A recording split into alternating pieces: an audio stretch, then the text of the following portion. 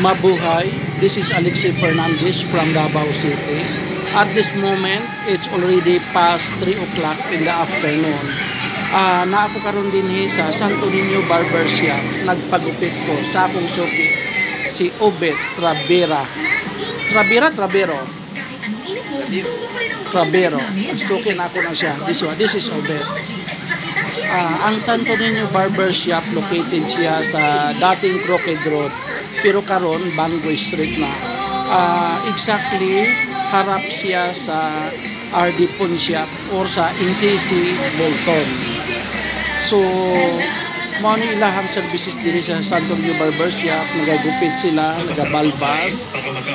Try to visit Santo Niño Barber Shop. Barato lang po lang. Service fee 70 pesos lang.